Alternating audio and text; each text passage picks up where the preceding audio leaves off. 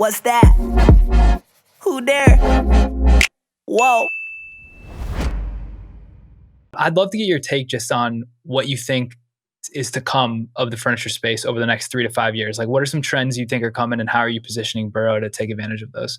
So COVID caused one of the biggest things that could have happened, which was just an acceleration of trends that I think were already happening, but it just sped it up by 5 to 10 years, which is a shift away from traditional retail into e-commerce. And I don't think this means that there won't be showrooms and physical retail stores and furniture going forward. There will. It's a very tactile experience that people are looking for when they're shopping a lot of times.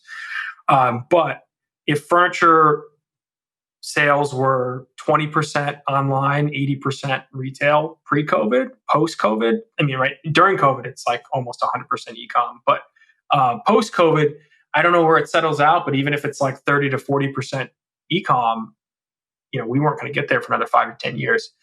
And then you look at like, okay, well, how do traditional furniture companies deliver stuff when you order it online? And a lot of times it's like white glove delivery where people have to come into your home. You have to take, half a day off of work to be there when it arrives. But during COVID, you don't want to have a stranger come into your home. So they drop it off at the curb and then you bring it into your home and it's big and bulky.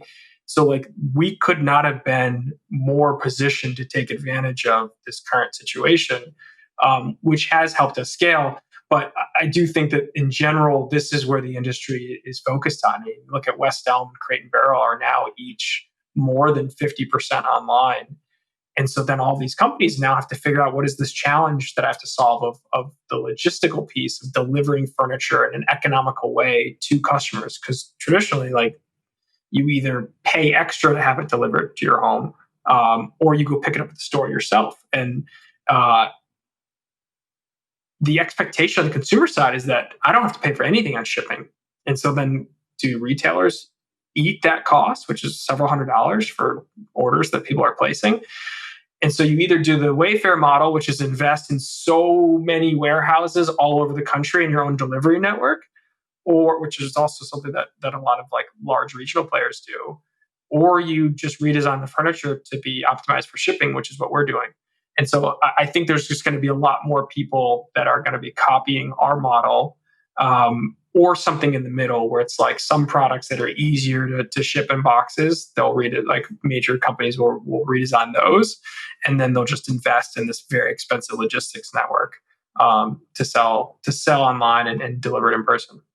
What do all these big brands like the West Elms, and what do they do with all this retail space? Like I imagine a lot of them are locked up in fair, like mid to long term leases. Like I don't think that commercial just goes year by year. So like, what do they do if they're seeing all that traffic shift away? What do you think they're going to do with that space?